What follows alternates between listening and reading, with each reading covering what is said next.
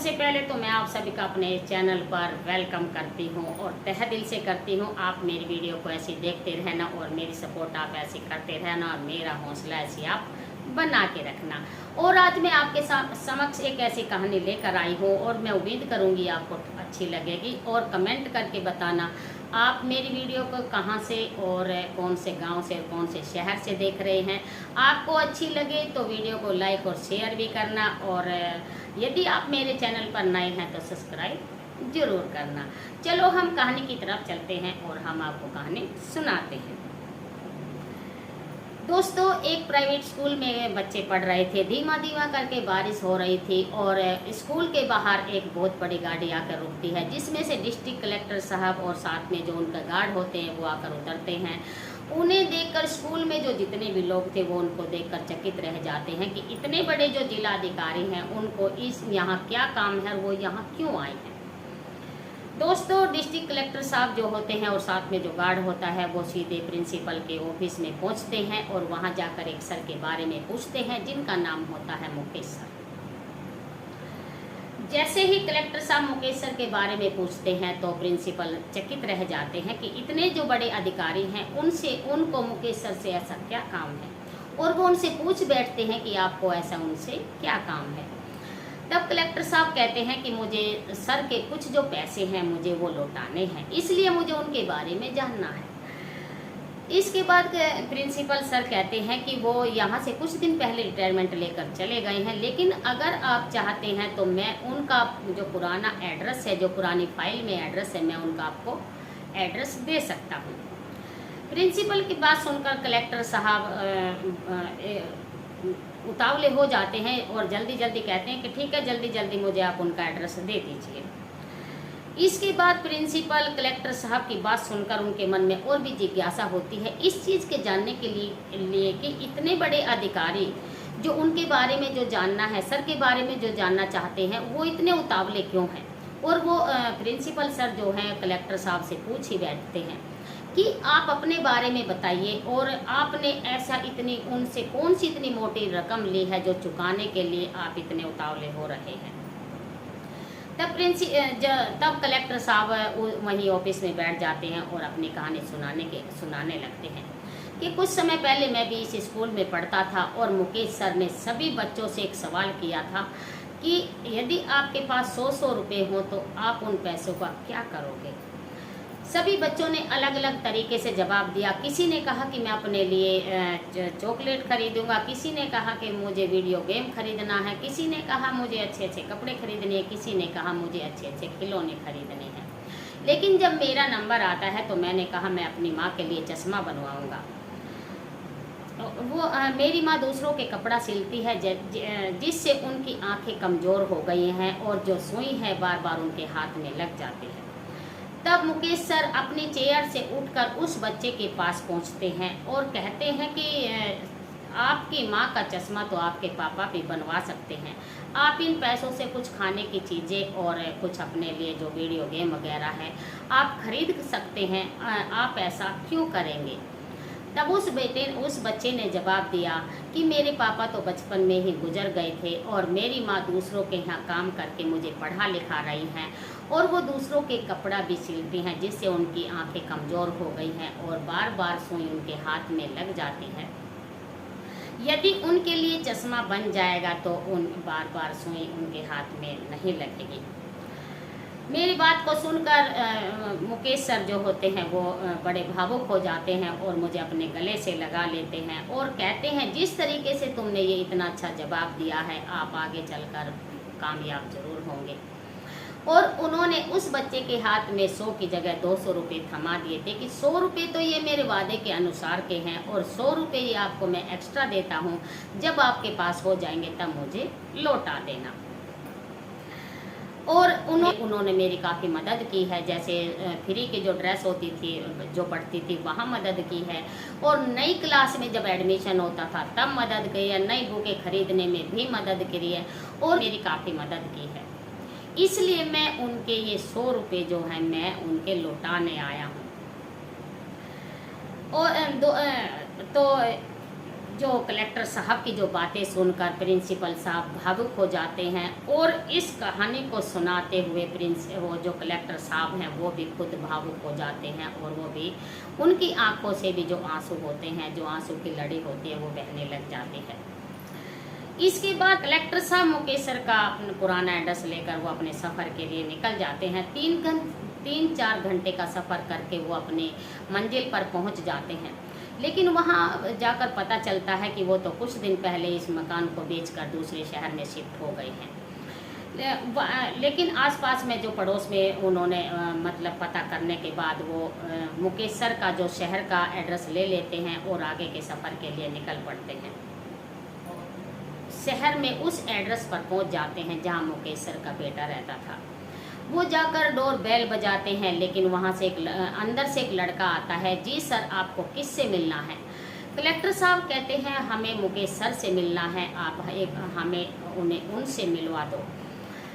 Mukesh sir का बेटा अच्छा नहीं होता है क्योंकि उसने अपने पापा को वृद्धाश्रम में छोड़ रखा है और इस जो नया मकान है, जो नया उनका एड्रेस है, वहाँ वो अपने बीवी और बच्चों के साथ, जो मुकेश का बेटा होता है, वो वहाँ रहता है। लेकिन वो फिर जिद करते हैं कि मुझे मुकेश सर से मिलना है। तब मुकेश सर का बेटा सोचता है कि आखिर इनको पापा से क्या काम हो सकता है। तो वो कहते हैं कि वो यहाँ नहीं रहते, आप बता दीजिए क्या काम है, मैं उनका बेटा हूँ आप। तो कलेक्टर साहब जिद करते हैं कि मुझे उन्हीं से मिलना है और मुझे उनके कुछ पैसे मुकेश सर को लौटाने हैं। तब मुकेश सर का बेटा कहता है मैं उनका बेटा हूँ, आप वो पैसे मुझे दे दो, मैं उनको लौटा दूंगा।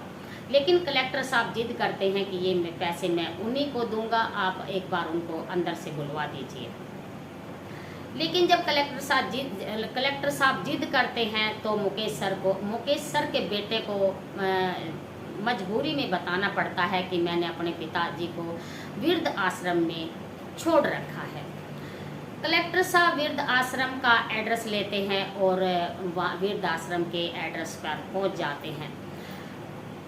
कलेक्टर साहब गाड़ी से उतरते हैं और अपने गार्ड को बाहर ही छोड़ देते हैं और कलेक्टर साहब जब अंदर जाते हैं और वो वृद्ध आश्रम में पता करते हैं कि सर कहाँ रहते हैं, तो उनको पता चलता है। जैसे ही वो अंदर जाते हैं, मुकेश सर बेड पर लेटे हुए होते हैं। वो कुछ बीमार से भी लग रहे थे, कुछ उम्र भी ऐसी हो गई थी। कलेक्टर साहब अंदर जाते हैं, मुकेश सर के पाँव छूते हैं। मुकेश सर पूछते हैं आप कौन और यहाँ किस लिए आए हैं? कहते हुए धीरे धीरे उठकर बैठ जाते हैं और पूछते हैं आप कौन हैं और यहाँ किस लिए आए हैं? कलेक्टर साहब बताते हैं कि मैं ऐसे ऐसे आपके पास में पढ़ता था और आपने एक बार हम सभी बच्चों से एक सवाल किया था, अगर आपके पास 100 रुपये हो जाए तो आप उन पैसों का क्या करोगे? तभी थोड़ा सा दिमाग आप उन पैसों का क्या करोगे? आप उन पैसों का क्या करोगे? लेकिन सभी ने अलग अलग जवाब दिया था कि किसी ने कहा था मुझे खिलौने खरीदने हैं, किसी ने कहा था मुझे चॉकलेट खरीदनी है, किसी ने कहा था मुझे नए कपड़े खरीदने हैं और किसी ने कहा था हमें घूमने जाना है। लेकिन जब मेरा नंबर आया था तो मैंने कहा था कि मुझे अपनी माँ के लिए चश्मा खरीदना है। तो आपने मेरे हाथ में 200 रुपये थमा दिए थे कि 100 रुपये तो मैं तुम्हें अपने वादे के अनुसार देता हूँ और 100 रुपये मैं आपको एक्स्ट्रा देता हूँ, जब आपके पास हो जाए तो मुझे लौटा देना। इसीलिए मैं वो पैसे आपको लौटाने आया हूँ। कलेक्टर साहब की और मेरा नाम संजय है। कलेक्टर साहब की बातें सुनकर जो मुकेश सर हैं वो भावुक हो जाते हैं और उनकी आंखों से आंसुओं की जो लड़ी है वो बहने लगती है और वो कलेक्टर साहब के गले लग जाते हैं और कहते हैं कि एक तो वो बेटा है जिसको मैंने पाल पोस कर इतना बड़ा किया है और मुझे पाल पोस के बड़ा किया और मुझे वृद्ध आश्रम में छोड़ दिया। मैंने बहुत मना किया लेकिन उसने मेरी एक नहीं सुनी। और एक मेरी पोती है जिसको मैं बहुत प्यार करता हूँ, लेकिन मैंने बहुत मना किया मुझे बच्चों से अलग मत कर, लेकिन उसने एक नहीं सुनी। और लेकिन मैं कर भी क्या सकता हूँ, बूढ़ा जो हो गया हूँ। तब कलेक्टर साहब मुकेश सर से कहते हैं, सर आप मेरे साथ अपना सामान बांधिए और आप मेरे साथ चलिए, मेरे घर चलिए। जो वृद्ध आश्रम की जो कलेक्टर साहब मुकेश सर का सामान बांधते हैं और जो उनके जो कागजों की कार्रवाई होती है, जो वृद्ध आश्रम के कागजों की जो कार्रवाई होती है उसे करते हैं और मुकेश सर का सामान अपनी गाड़ी में रखते हैं और सर को बैठाते हैं और अपने घर ले जाते हैं। जो कलेक्टर साहब की जो कोठी होती है बहुत आलीशान होती है, बहुत अच्छी होती है। जैसे सर आवाज़ सुनकर बच्चे दौड़े चले आते हैं, पापा आ गए, पापा आ गए। कलेक्टर साहब मुकेश सर को उतारते हैं और अपने आप भी उतारते हैं और कहते हैं, कलेक्टर साहब मुकेश सर से कहते हैं, गुरुजी आज से यही आपका घर है, आप हमारे साथ रहेंगे और हम सब मिलकर एक साथ रहेंगे। कलेक्टर साहब की बात सुनकर मुकेश सर दोबारा से भावुक हो जाते हैं और कलेक्टर साहब के गले लग जाते हैं और उनके आंखों से फिर से मोतियों की जो माला है वो बहने लगती है। तब तक कलेक्टर साहब की जो पत्नी है और जो उनकी माता जी हैं वो भी बाहर आ जाते हैं और जो कलेक्टर साहब की जो माता जी हैं वो भी मुकेश सर के बारे में जानती थी कि कॉलेज टाइम में इन्होंने कलेक्टर साहब की काफ़ी मदद की है। कलेक्टर साहब की जो माता जी और जो पत्नी है वो मुकेश सर को अंदर ले जाती हैं, नहलाती धुलाती हैं और उनकी खूब अच्छे से सेवा पानी करती हैं। धीरे धीरे मुकेश सर का स्वास्थ्य भी ठीक हो जाता है और वो बच्चों के साथ खूब मस्ती भी करते हैं। लेकिन कुछ दिनों बाद एक ऐसा होता है, जो मुकेश सर का जो लड़का होता है, जिस ऑफिस में वो काम करता है उसमें जो कुछ घपलेबाजी या कुछ धांधलेबाजी हो गई थी, जिसमें उसके जो जेल जाने की नौबत आ गई थी। लेकिन मुकेश सर का जो बेटा था वो जानता था कि मेरे पापा कलेक्टर साहब के घर रहते हैं, वो कलेक्टर साहब से कह के मेरी मदद करवा सकते हैं। इसलिए वो कलेक्टर साहब के घर के लिए निकलते हैं और घर के बाहर जाकर वो वॉचमैन से कहते हैं कि मुझे अपने पापा से मिलना है, एक बार ज़रा मुझे मिलवा दो। वॉचमैन कहता है कि ठीक है, आप यहीं रुको, मैं अंदर पूछ कर आता हूँ।